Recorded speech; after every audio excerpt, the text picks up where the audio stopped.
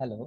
आज की क्लास में हम लोग जानेंगे कंट्रोल स्ट्रक्चर्स के बारे में। पाइथन में बहुत ही एक इम्पॉर्टेंट चीज़ है, या किसी भी प्रोग्रामिंग लैंग्वेज में कंट्रोल स्ट्रक्चर्स बहुत ही इम्पॉर्टेंट रोल प्ले करते हैं।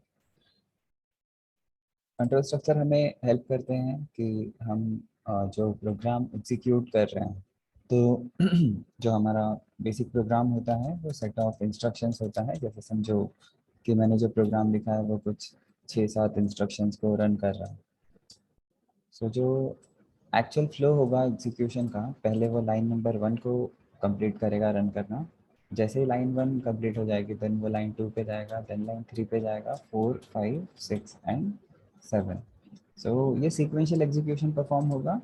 जैसे कि मैं यहाँ पे एक स्टेटमेंट लिखता हूँ, प्रिंट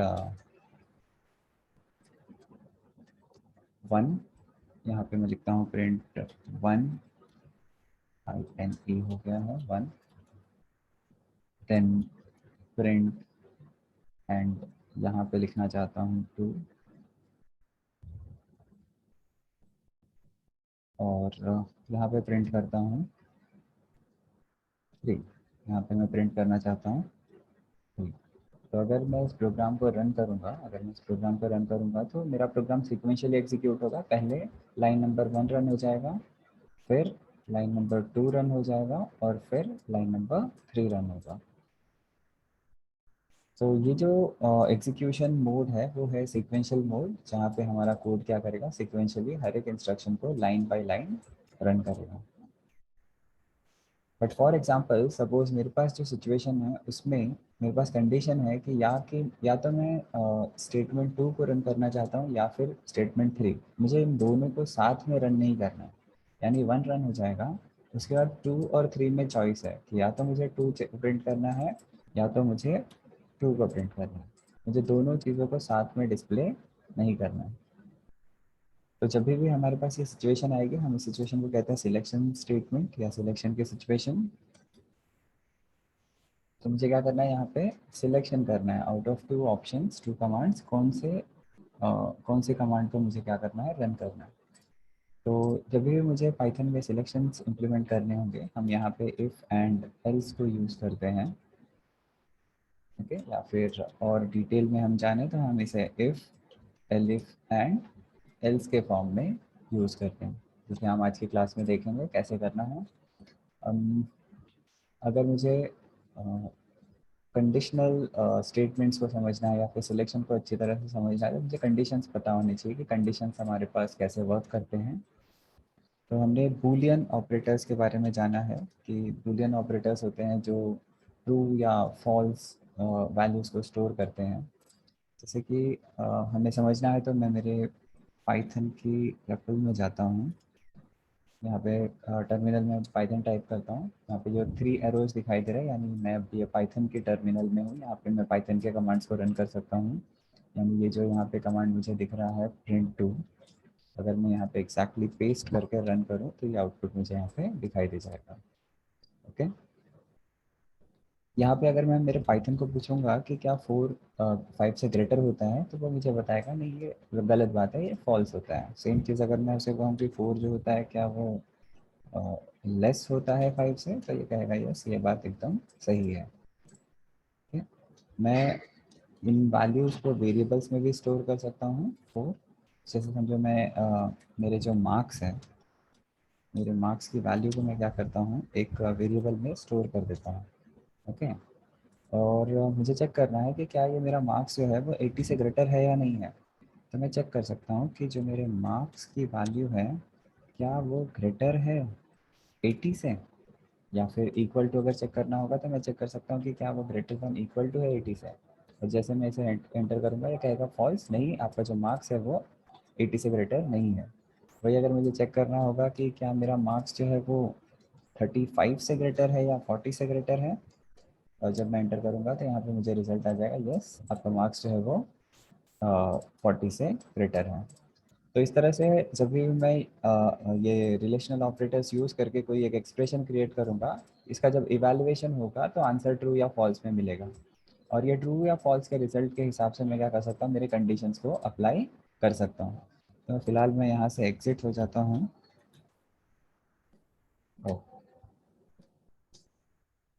और ये स्क्रीन को भी क्लियर कर देता हूँ, थोड़ा सा छोटा कर देता हूँ, ठीक है। तो अब मैं क्या करूँगा, मैं मेरी सेम प्रोग्राम लिखूँगा। मैं एक सिंपल सा प्रोग्राम यहाँ पे क्रिएट करूँगा सिलेक्शन स्टेटमेंट्स को यूज़ करने के लिए। हम यहाँ पे इफ़ एंड एल्स की हेल्प से और कंडीशन चेकिंग की हेल्प से एक डिसीजन मेकिंग करेंगे, जहाँ पे मुझे डिस्प्ले करना है कि हमारा जो स्टूडेंट है वो पास है या फेल है, पास और फेल, ओके। और मेरा कंडीशन है कि अगर जो यूज़र का मार्क्स है, अगर जो स्टूडेंट का मार्क्स है वो अगर ग्रेटर होता है और इक्वल टू होता है 40 से, तो वो क्या होगा, पास होगा। अदरवाइज क्या हो जाएगा वो, अदरवाइज क्या हो जाएगा, एल्स वो क्या हो जाएगा, फेल हो जाएगा। तो ये प्रोग्राम मुझे इम्प्लीमेंट करना है। इसके लिए मैं क्या करता हूँ, एक फंक्शन क्रिएट कर देता हूँ जो मुझे बताएगा पास और fail, okay.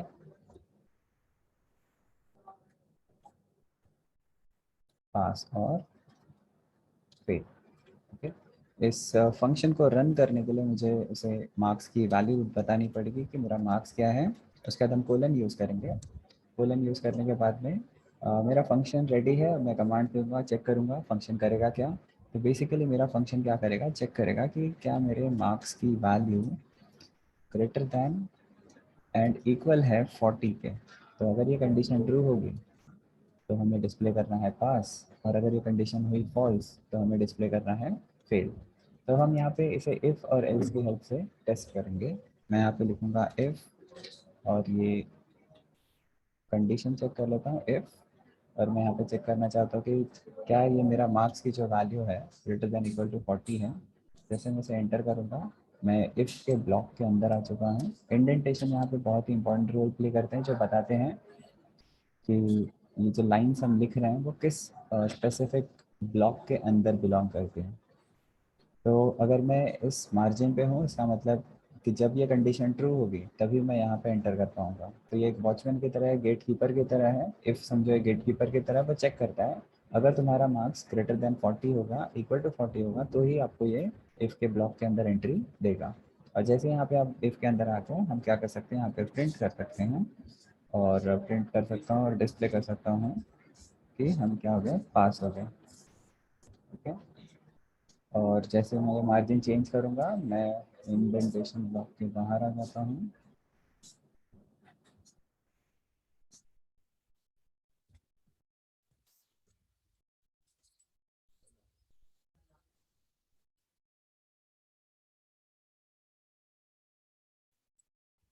So if I hit enter and press backspace, then it means now I am out of this if section, okay. It means I am here only if the condition is false. Condition is false means what, my marks is not more than 40 or equal to 40. Now if I want to write something, if the statement is false, यानी कि जब ये statement गलत होगा तब अगर मुझे कोई स्टेटमेंट को एग्जीक्यूट करना है, तब मैं यहाँ पे एल्स लिखूंगा। एल्स के बाद कोलन आएगा, कोलन के बाद मुझे यहाँ पे लिखना है प्रिंट, और फिर यहाँ पे मैं डिस्प्ले कर दूंगा फेल, ओके।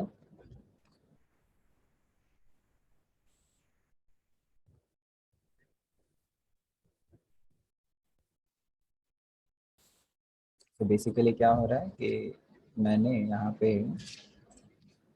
एक कंडीशन क्रिएट की। यहाँ पे मैंने कंडीशन क्रिएट किया जहाँ पे मैं चेक करना चाह रहा हूँ कि जो मेरे मार्क्स की वैल्यू है वो क्या ग्रेटर देन इक्वल टू 40 है, ठीक है। और अगर ये कंडीशन ट्रू होती है, अगर ये कंडीशन ट्रू होती है तो मैं एक अलग पाथ लूँगा, और अगर ये कंडीशन फॉल्स होती है तो मैं एक अलग पाथ लूँगा, ठीक है। तो अगर ये कंडीशन हो जाएगी ट्रू तो मुझे अलग पाथ लेना है, और अगर ये कंडीशन हो जाएगी फॉल्स तो मुझे अलग पाथ लेना है। तो अगर ये कंडीशन ट्रू होगी तो मैं लाइन नंबर 9 पे जाऊँगा। लाइन नंबर 9 पे जाके मैं यहाँ पे डिस्प्ले कर दूँगा पास, ठीक है। बट अगर ये कंडीशन ट्रू नहीं है तो मैं लाइन नंबर 11 पे आऊँगा और वहाँ पे डिस्प्ले कर दूँगा फेल। तो इस तरह से मेरा प्रोग्राम रन करेगा। यहाँ पे चॉइसेस हैं, मार्क्स की वैल्यू चेक होगी, वैल्यू चेक होने के बाद में मेरे पास दो अलग अलग रास्ते होंगे। अगर कंडीशन ट्रू होगी तो मैं इफ़ वाले ब्लॉक में जाऊंगा और लाइन नंबर 9 को रन करना है, और अगर ये कंडीशन फॉल्स होगी तो एल्स के सेक्शन में जाना है और लाइन नंबर 11 को रन करना है। ओके, तो इसे चाहिए तो मैं सेव कर लेता हूँ और एग्जीक्यूट करता हूँ। ओके, तो एग्जीक्यूट नहीं हो रहा क्योंकि अभी मैंने फंक्शन डेवलप किया है, मुझे इस फंक्शन को कॉल भी करना पड़ेगा। फंक्शन कॉल करने के लिए हम रेगुलर प्रोग्राम में आ जाते हैं। यहाँ पे मैं मार्क्स की वैल्यू यूज़र से ले लेता हूँ। ओके, ये मार्क्स की वैल्यू यूज़र से आएगी, ये इंटीजर फॉर्म में होनी चाहिए। मैं ये वैल्यू इनपुट लूँगा यूज़र से।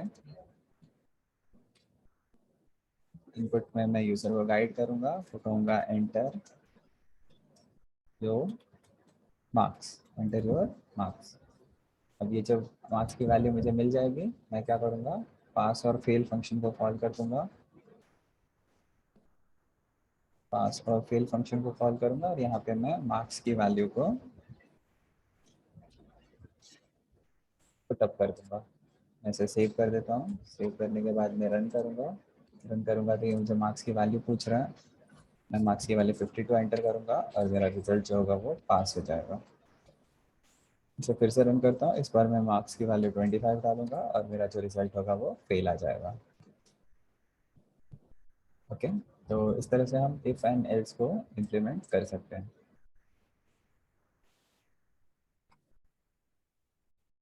मैं एक न्यू प्रोग्राम बनाता हूँ जिसमें मैं चेक करूँगा कि मेरा जो नंबर है वो पॉजिटिव नंबर है या नेगेटिव नंबर है, जिसे हम इम्प्लीमेंट करेंगे इफ़ एंड एल्स की हेल्प से। तो जो मैं एनोटेशन से सारी चीज़ों को क्लियर कर देता हूँ, न्यू फाइल क्रिएट करता हूँ।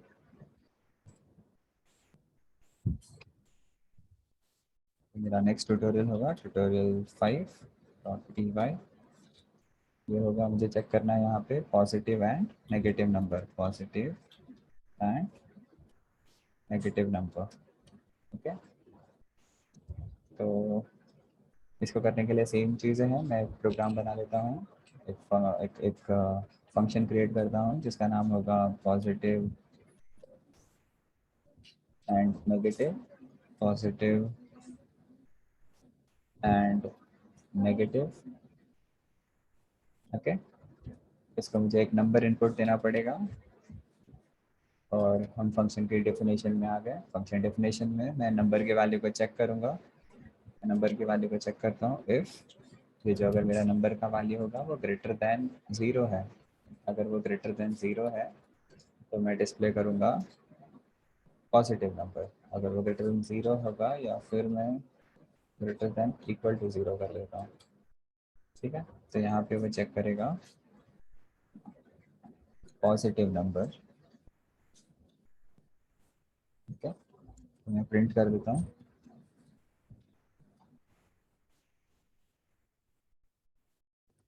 पॉजिटिव नंबर, शॉर्ट फॉर्म में लिख रहा हूँ पॉजिटिव। एंड अगर ये कंडीशन फॉल्स होती है तो मैं एल्स के सेक्शन में जाऊंगा और यहाँ पे डिस्प्ले कर दूंगा नेगेटिव।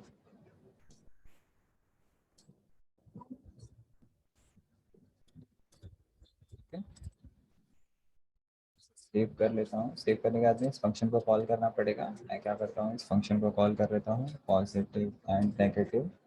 पहले मैं यहाँ पे चेक एंटर करता हूँ 5 को और फिर से मैं इस फंक्शन को कॉल करता हूँ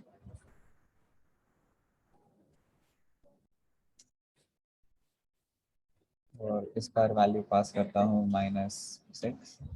एंड वन मोर टाइम हम इस फंक्शन को कॉल करते हैं और यहाँ पे वैल्यू पास करता हूँ 0। ठीक है, अगर मुझे इस वैल्यू को भी डिस्प्ले करना है तो मैं यहाँ पे लिख सकता हूँ कि जो मेरा नंबर होगा, नंबर वो क्या होगा, पॉजिटिव होगा। ठीक है, नंबर जो होगा वो क्या होगा, नेगेटिव होगा। तो सेव कर लेता हूँ। सेव करने के बाद मैं रन करूँगा तो ये बता रहा है 5 पॉजिटिव है, -6 नेगेटिव है और 0 पॉजिटिव है। यहाँ पे कॉन्ट्राडिक्टरी थिंग है कि 0 जो होता है वो पॉजिटिव भी नहीं होता, नेगेटिव भी नहीं होता। तो अगर मुझे समझो थर्ड ब्रांच क्रिएट करना है, यानी कि मुझे क्या करना है कि मेरे पास जो कंडीशन थी, पास जो कंडीशन थी, उस कंडीशन में मैं चेक करना चाह रहा था कि ये जो मेरी नंबर की वैल्यू है क्या वो ग्रेटर देन इक्वल टू 0 है। ठीक है, तो ये जो वैल्यू है वो ट्रू भी हो सकती थी, फॉल्स भी हो सकती थी। ये ट्रू भी हो सकती है और फॉल्स भी हो सकती है।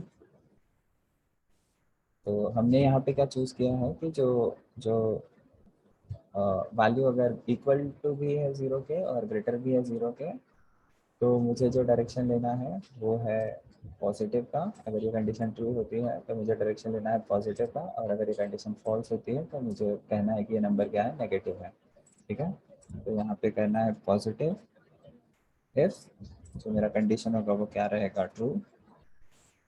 और अगर ये कंडीशन होता है फॉल्स तो मुझे यहाँ पे डिस्प्ले करना है नेगेटिव। ठीक है, बट अभी जो मैं प्रोग्राम करने वाला हूँ उसमें मैं चाहता हूँ कि क्या हो जाए कि जब मैं कंडीशन को टेस्ट करूँ, यानी मुझे अभी ये सिचुएशन नहीं चाहिए। मुझे चाहिए कि अगर मैं जो कंडीशन टेस्ट करता हूँ उसमें ज़ीरो के लिए सेपरेट कंसिड्रेशन रखना है। ज़ीरो के लिए क्या करना है, सेपरेट कंसिड्रेशन रखना है। यानी एक जो ब्रांच आएगा वो पॉजिटिव के लिए आएगा, दूसरा जो ब्रांच आएगा वो ज़ीरो के लिए आएगा, और थर्ड जो ब्रांच आएगा वो किसके लिए आएगा, अपना पॉजिटिव नंबर के लिए। तो अब इसे कैसे इम्प्लीमेंट करना है, सबसे पहले मैं जो कंडीशन चेक करूँगा, मैं चेक कर लूँगा कि मेरी जो नंबर की वैल्यू है क्या वो ग्रेटर देन 0 है। ओके, अगर ये वैल्यू ट्रू हो जाती है, अगर ये वैल्यू ट्रू हो जाती है तो मैं क्या कहूँगा, मैं कहूँगा कि ये जो नंबर है वो क्या है, पॉजिटिव नंबर। अगर ये वैल्यू ट्रू हो जाती है तो हमारा नंबर क्या हो जाएगा, पॉजिटिव हो जाएगा। बट अगर ये कंडीशन फॉल्स होती है, अगर ये कंडीशन क्या होती है, फॉल्स होती है, तब क्या करना है हमें, अगर ये कंडीशन फॉल्स हो जाएगी तो यहाँ पे हमारे पास अभी भी कॉन्फ्लिक्ट है। हम लोग श्योर नहीं है कि नंबर जो है वो पॉजिटिव है या नेगेटिव है। इसे चेक करने के लिए मुझे एक और कंडीशन चेक करनी पड़ेगी। जैसे अगर मुझे चेक करना है कि मेरा नंबर नेगेटिव है या ज़ीरो है, तो हमारे पास एक और कंडीशन है जो मुझे क्या करनी पड़ेगी, चेक करनी पड़ेगी।